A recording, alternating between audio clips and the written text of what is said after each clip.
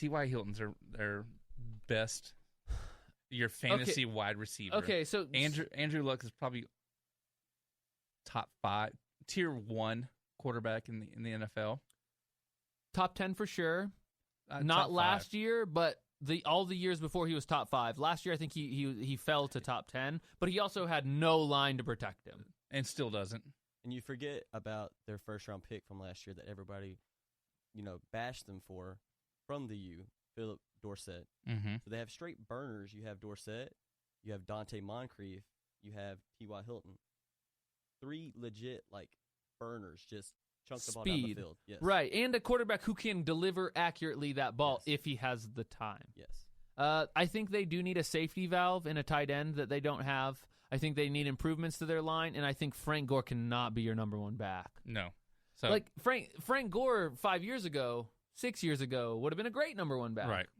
But it's not then. I have him at 8-8 in best case, worst case 3-13. You're kind of dogging T.Y. Hilton here a little bit. I feel like you don't feel he's a true number 1. I mean, true number 1 wide receiver? Right. Oh yeah, he's a number 1, but not for that team. He doesn't. They don't have the ability to keep Andrew Luck. How many yards do you think T.Y. Hilton has had in his last 3 seasons? Over 1,000 yards every time. Every time, like clockwork. And even in 2012, which I think they still had Harrison? Not Harrison. Yeah. Yeah. They still had Harrison. Maybe. It would have been right around that time. Uh-huh. Okay.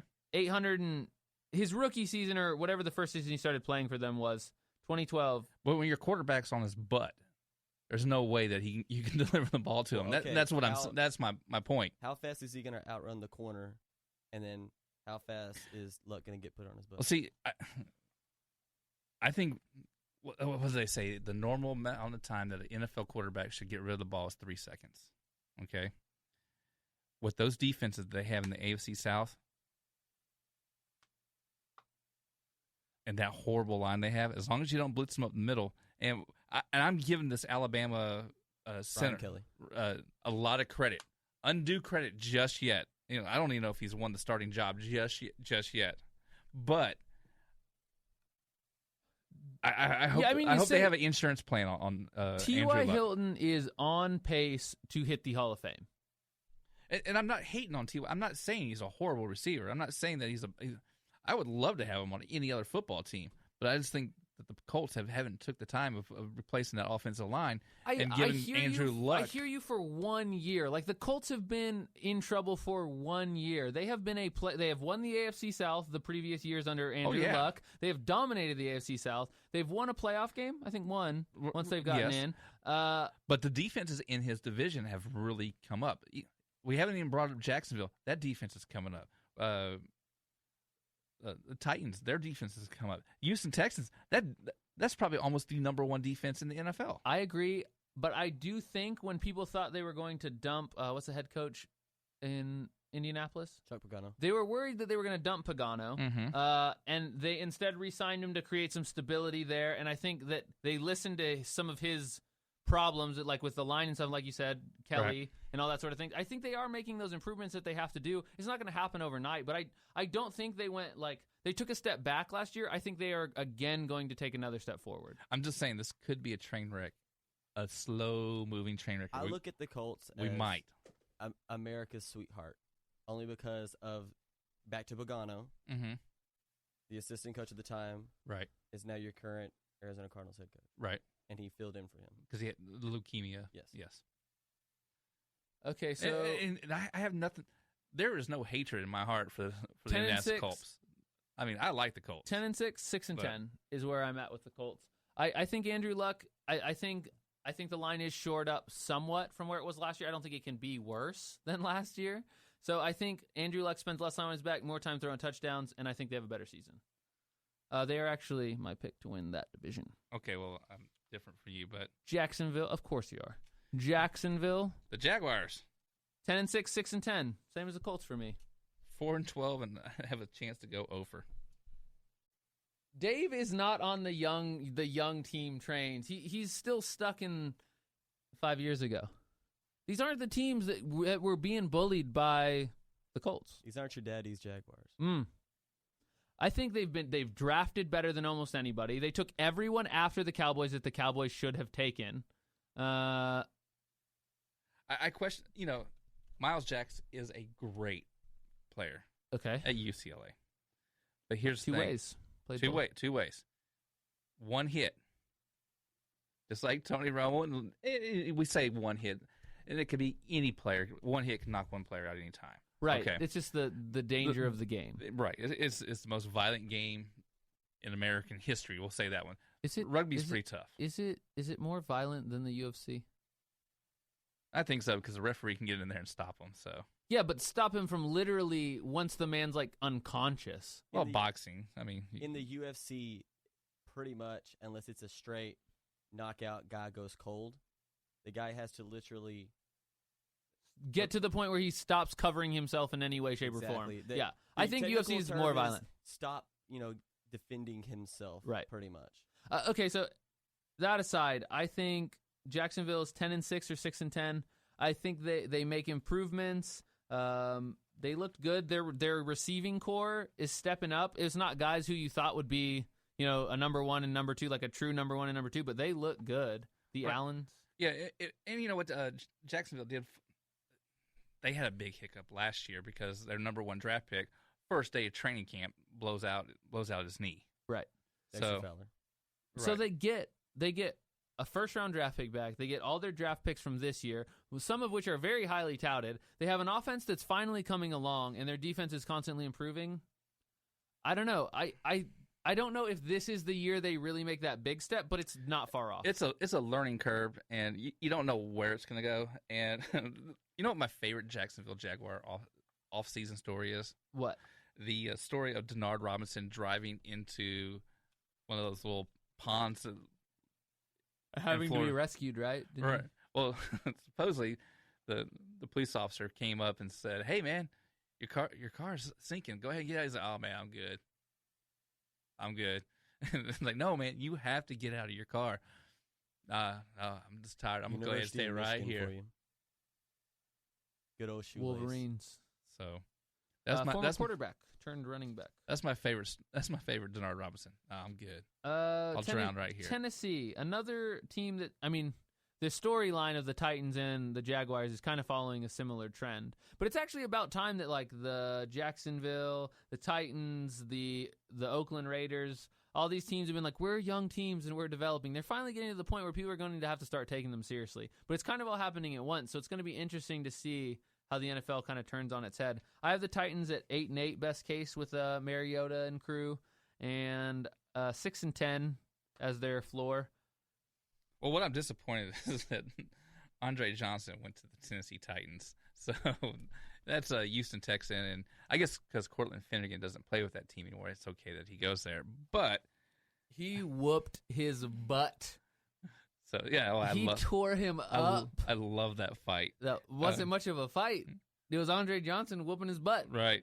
I have Tennessee at 8-8, and for the best case, 6-10. Worst case. We are the same. Brad, did you differ from us?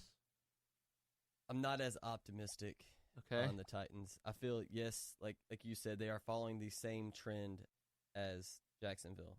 Not quite though. They're still quarterback in the second year, not quite as high on them. I have a best case scenario of 6-10. Okay, not bad, and worst case of 1-15. Woo, rough. AFC North. This is what we talked about. As we think is generally and consistently the strongest division. Yes. This is the black and blue division of the NFL. You do not want to play them outside of their division either. No. And what's the funniest thing to me about this division is how the Steelers have gone from being the steel curtain, even all the way to Troy Polamalu, solid defense, crushing teams, and then they just decided one year maybe we'll air raid everyone. We'll just score more points. Our defense is starting to fall apart. We have some young guys that need development. We don't need to stop them all the time. We'll just score more points than them. Back in the day, Terry Bradshaw, he aired the ball out. So I have Cowboy fan friends who think that Terry Bradshaw is the equivalent of Russell Wilson winning a championship, right? They think that he rode the defense. to his championships, even though they don't think that his air game is strong enough. Well, I think it was pretty strong. And I mean, some people will put him in the like top 10 of all time category. You know, like it's hard not to take him seriously. No, I was a little kid when he's hilarious. I was a little kid. I remember one time it was against the Houston Oilers. I saw Terry Bradshaw. He had his arm cocked, and he was getting ready to throw the ball, and he had a player hanging off his elbow, and he just wristed. And he just wristed that ball out of his arm, and it went 40, 50 yards. I don't think it went for a touchdown, but I remember that. Brad, that's the era of Cowboy Steeler hate. Where do you fall on your opinion of Terry Bradshaw? Very underrated. I'll just say that, very underrated. I won't say quite Russell Wilson-esque. Okay. But very, very underrated in my opinion. Well, I have the Steelers going 14-2. 13-3. Brad? Worst case, 11-5. I have 13-3, 7-9. 13-3, 7-9. I sit in the same boat. The only reason 7-9 is even possible, 1, Ben's health. 2, suspension heavy. Team really likes weed. And 3 is that division just beats each other up. Yeah. Like, it's black and blue for a reason. You could lose to the Cleveland Browns just because you're in their division. They might show up at that time. Speaking of the Cleveland Browns. That is far-fetched. That is so far-fetched. I do not believe that at all. The best move of the Cleveland Browns this year was they traded away their pick. That's the best thing they could have ever done. What do you think their record was, the Cleveland Browns in 2015? Was it 2 and... I think they had 2 wins. So they were the original number 2 pick before Philadelphia did their thing. They won 3 games. 3. Oh, okay. Was one a forfeit? I'm trying to see who those games were against. Okay, so let's go to the Browns. While you're looking that up, I have no confidence in the Browns. I have no confidence in RG3. I think that even though he was a Heisman Trophy winner, I just have no confidence in him. And plus, do you know RG3 went through a divorce just recently? But don't worry. He found somebody. He has a little side piece that he already went ahead and tattooed on the side on his arm. You don't know that she was a side piece before they got divorced, well, and now she's the main piece. They're going through a divorce. So if you're going through the divorce and you go ahead and have someone else, that's called a side piece. David changed his mic light to a burnt orange for just a little bit, but I think RG3, if he stays healthy, I mean, again, that seems to be the reoccurring theme. Like the episode, what is it, 6 of the show? Episode 7. Episode 7. So we'll call episode 7 if they stay healthy. I think it's like the reoccurring thing that comes up. But to the ER. But again, my optimism is only as high as 8-8 in a miracle situation. And they are another for candidate for me. And I only say that because no matter how hard any coach and player group tries, the management of the Browns has not been able to figure out how to run a football team. And you're going to have to give these guys some consistency in a coach in a system that they don't have to learn a new one every camp so that they can grow in it. Well, did you know the philosophy of the Cleveland Browns prior to this year was, we're really not going to go to all these pro days. We think we know who we want. That was the philosophy of this team. Yeah, that's her. But no, now this year they hired the new coach. He's like, hey, what, we don't scout the players? No. Why would we scout a player? We know who we want, and it goes back to the whole thing of why would the Browns take that person? What are the Browns thinking? Why would the Browns were the ones that took Brandon Weeden? Took him way too early. Justin Gilbert from Oklahoma State. Right. They have been atrocious in the draft. So in the draft this year, by them moving back and getting all the draft picks, that was the best move they made. So I expect them to be right there, top 3 draft pick, right?